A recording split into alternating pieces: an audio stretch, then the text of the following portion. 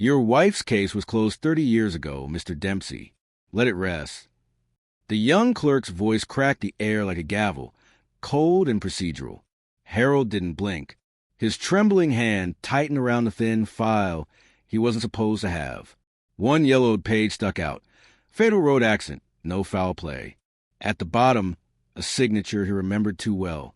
He whispered, "That's not her handwriting." The clerk frowned. "Sir." Harold turned and walked out before the man could stop him. The corridor of the records office smelled of dust and disinfectant, like time trying to stay clean.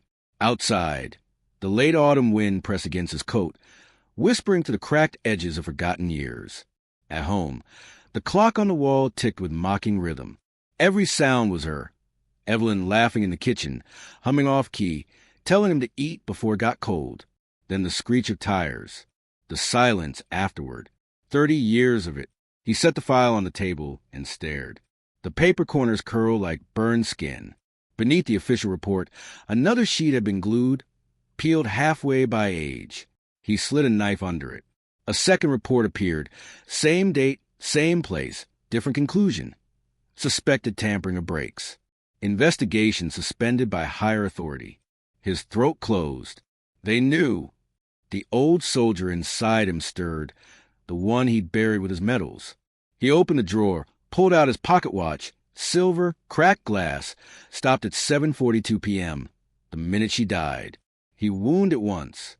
The tick returned, small but alive, echoing through the kitchen like a heartbeat resurrected. He whispered, "We start again." Night deepened. He sat at his desk surrounded by files, photographs, names fading under dust.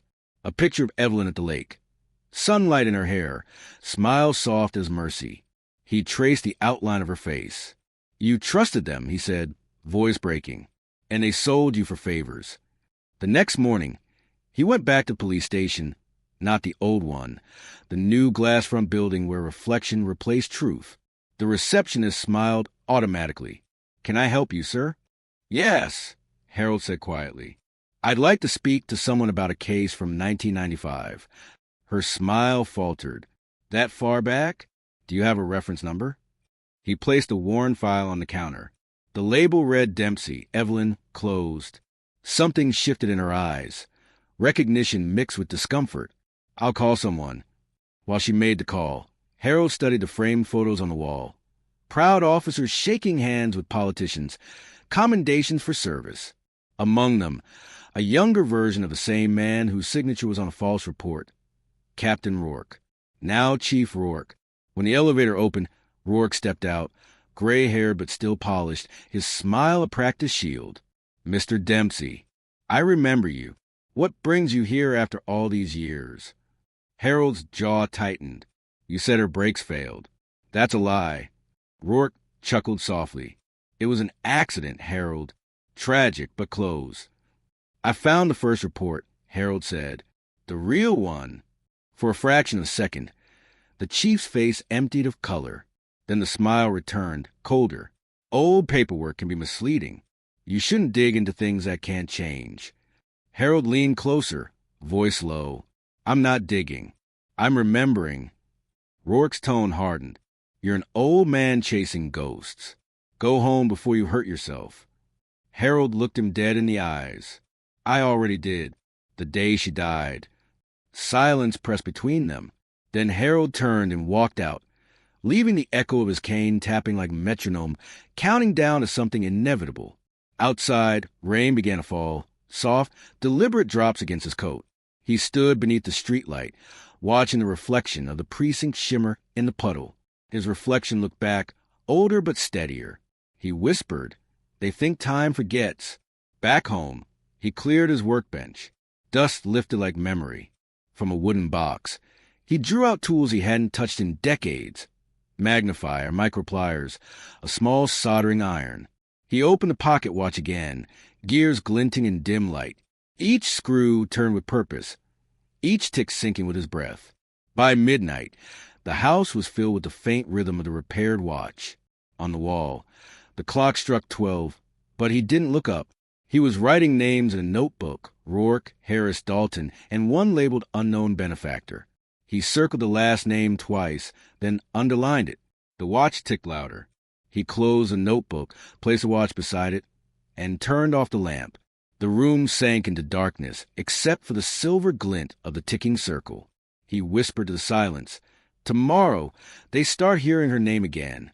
The clock answered with one slow, deliberate tick. His garage hadn't been opened in years. Dust clung to every tool, every memory of a life that once built rather than destroyed. Harold lifted the old chain lock, its rusted teeth biting into his hand. Inside, light spilled to the cracked roof, landing on relics of his past. A soldier's duffel, a half-disassembled rifle, a photograph pinned to the wall. Evelyn, 1973. He pulled off his coat and rolled up his sleeves. "All right, love," he murmured. "Let's get to work." The first sound was metal against metal, a file scraping the edge of time itself. He cleaned, sharpened, oiled. Tools became extensions of memory. Pliers for precision, wrench for control, soldering iron for patience. Every movement steadied him. His hands shook less now, guided by anger that had found direction. He opened the duffel and pulled out the folded map of his old town, now redrawn by years of gentrification. The paper crackled.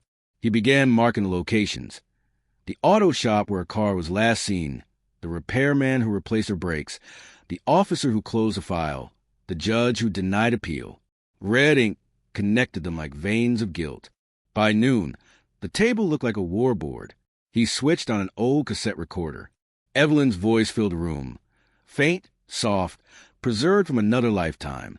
"You're working too much again, Harold." He smiled painfully. "Not this time." He copied the names into a fresh notebook and flipped to a new page. Phase 1, exposure. The plan was simple, methodical. Letters, anonymous, typed on his old typewriter. So the ink bled like confession. He wrote each one by hand first, rehearsing the sentences aloud. "Chief Rourke, how does it feel knowing a dead woman's brakes still creak in your dreams?" He paused, breathing through the tremor. "Too much," he muttered and tore it up. He wasn't writing threats. He was writing memory. The second version was colder, factual. A copy of the 1995 report has resurfaced. The press will see it soon. That one stayed. He made 5 more that night.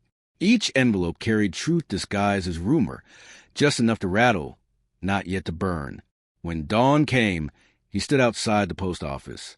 His reflection in the glass door looked like another man, shoulders straight, eyes alive. He mailed the letters without hesitation. As each one slipped into the slot, the watch in his pocket ticked louder. By afternoon, he drove to the lake where Evelyn used to paint. The air carried a ghost of her laughter in the wind. He set the repaired watch on the wooden bench beside him. "I know you'd hate this," he said quietly, "but you didn't get a choice. Neither do they." Across town, the first letter landed on Rourke's desk.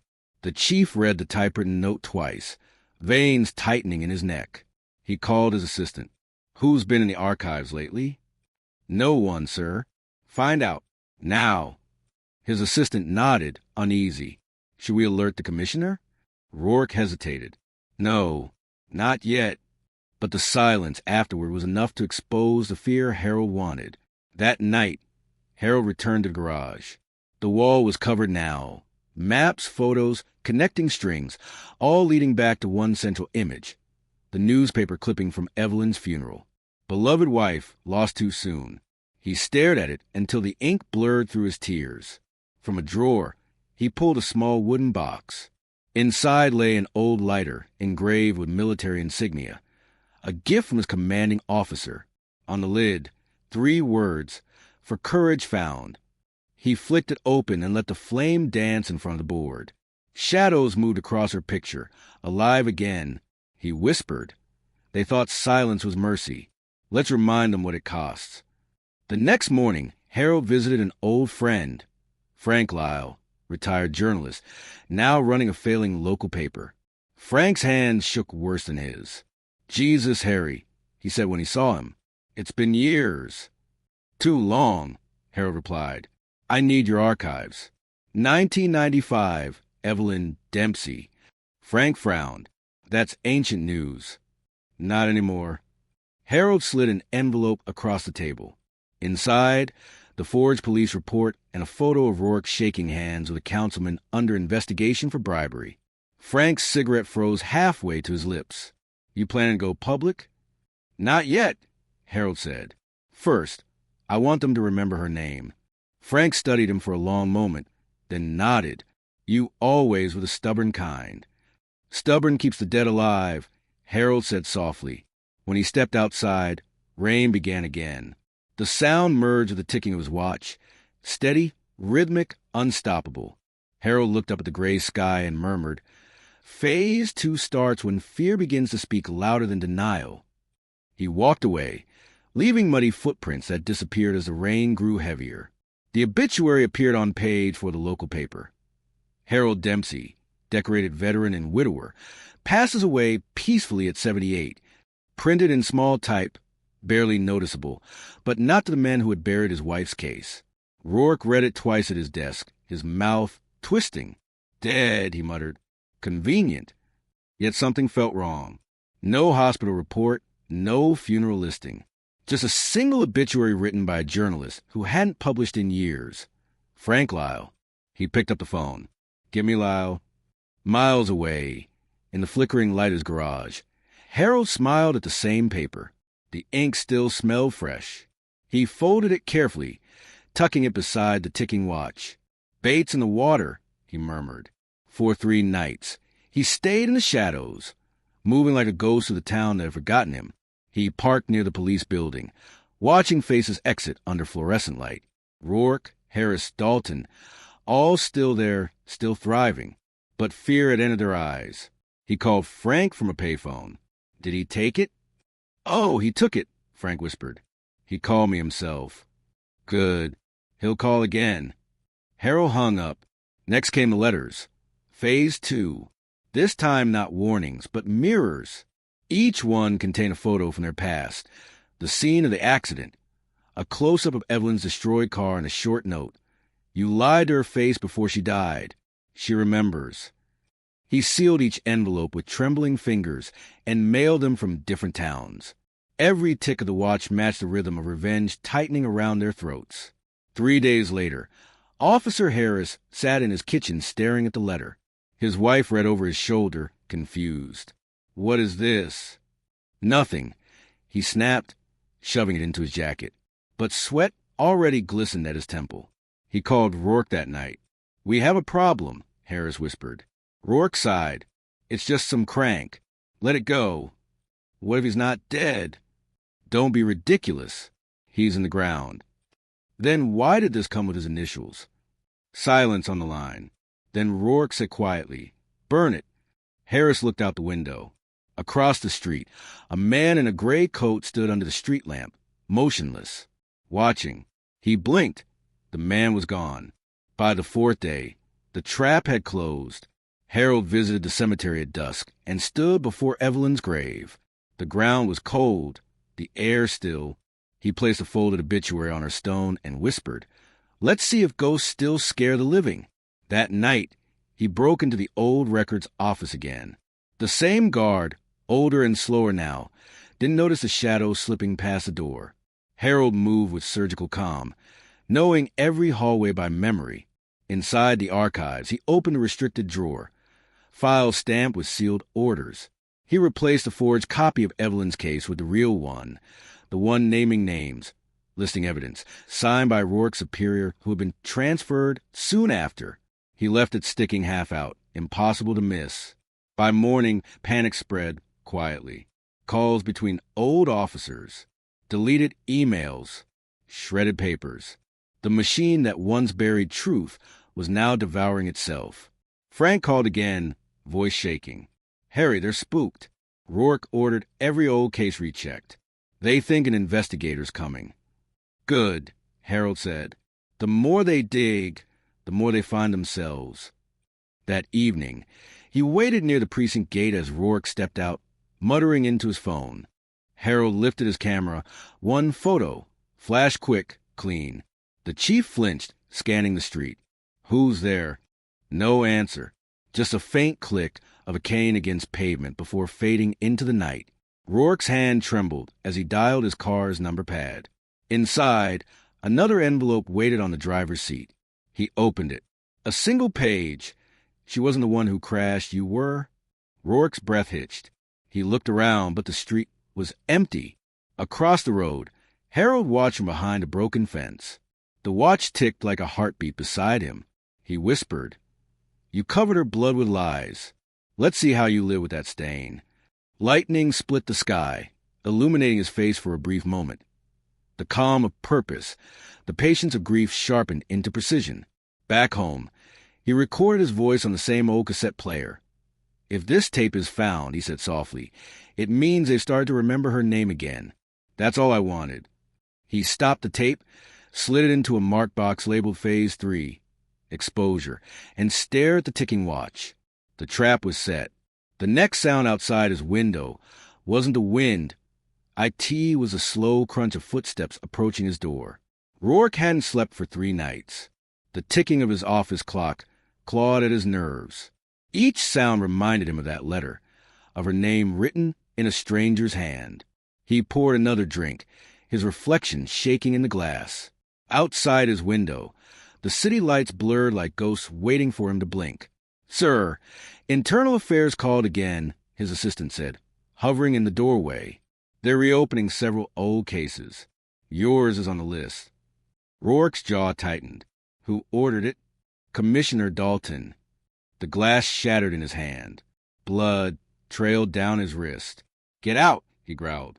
When the door shut, he sank into his chair, chest heavy. He dialed a number he swore he'd never call again. "Harris, meet me tonight. Usual place." Across town, Harold waited in his parked car near the old diner. The rain turned the windshield into moving glass, each drop a reflection of Evelyn's smile. He wound the pocket watch slowly, its steady click lost beneath the thunder. Inside the diner, Harris sat trembling. His eyes darted toward the door each time it opened. When Rourke entered, Harris stood halfway before freezing. "You look terrible," he muttered. "Tell me something I don't know." Rourke replied, sliding into the booth. "You got the letters too?" "2 of them. Both typed, both signed with her initials." "She's dead, Harris." "Then why do I feel like she's looking right at me?" Rourke rubbed his temples. "Someone's setting us up." Harris swallowed hard. "What if it's him? Dempsey?" Rourke stared. "He's dead." "Then who buried the file again last night?" The color drained from the chief's face. He leaned closer. "Listen to me.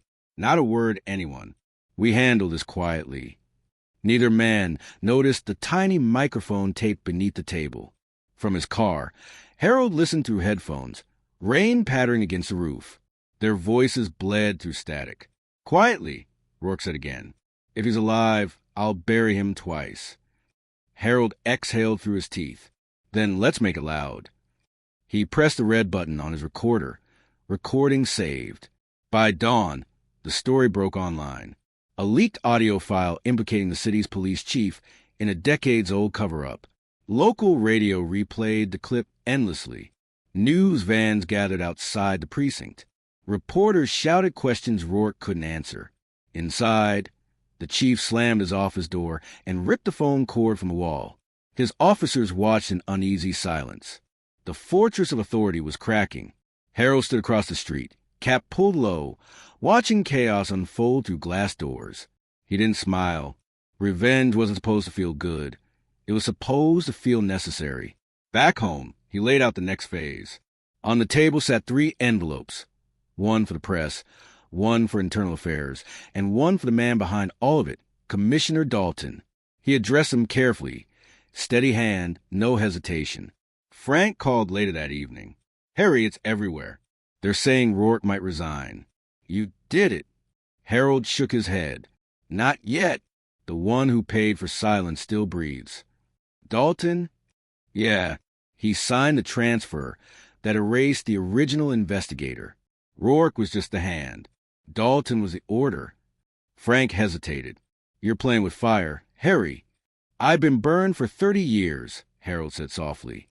"It's his turn." That night, Rourke sat alone in his car outside his home. The radio crackled with his own downfall, Police chief under investigation for evidence tampering. He turned it off and stared at his trembling hands. His phone buzzed. Unknown number.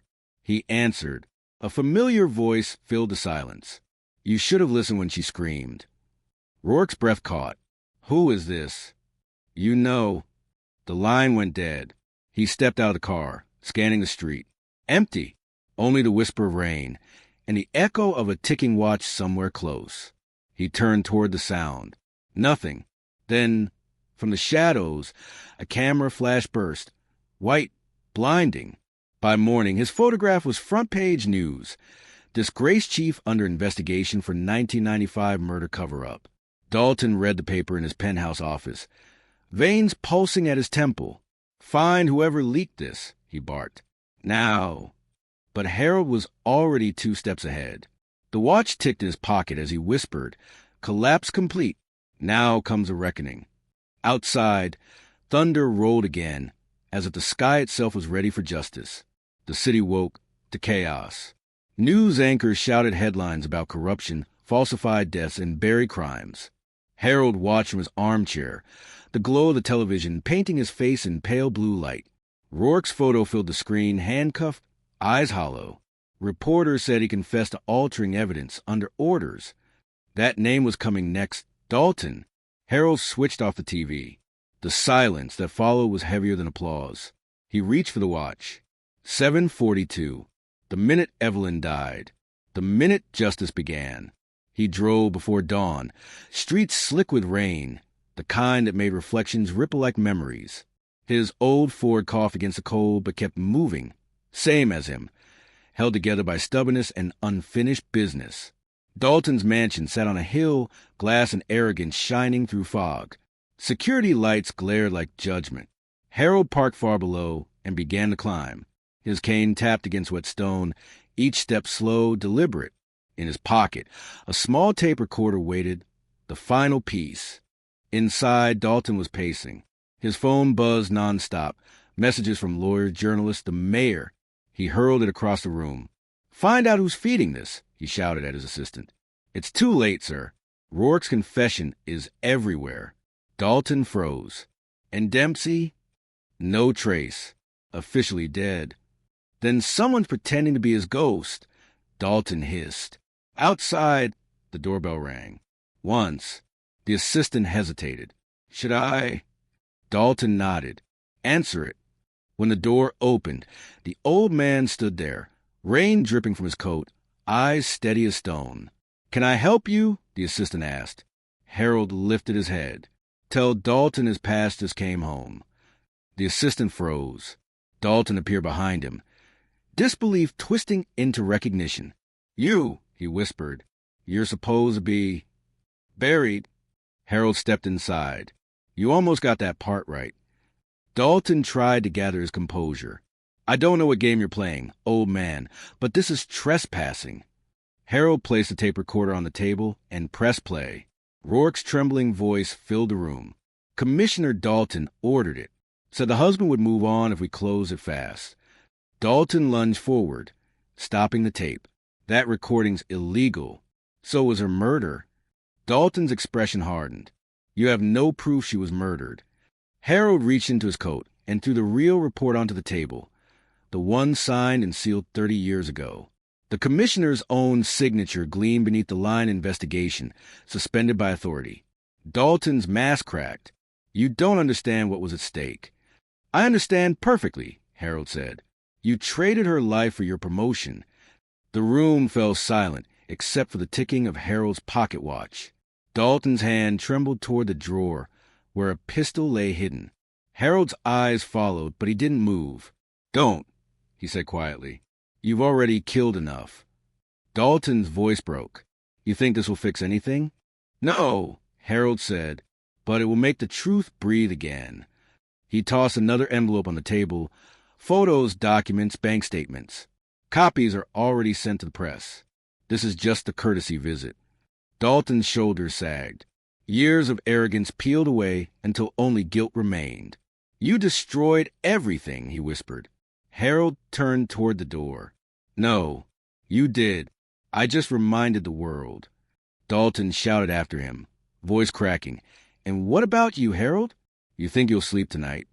Harold paused at the threshold. Sleep stopped meaning anything the day she died. He stepped into the rain, leaving Dalton alone with the ticking of the recorder still spinning. Moments later, sirens began to rise from the valley. Blue lights danced against the mansion walls. Harold didn't look back. He walked down the hill slowly, his cane sinking into mud.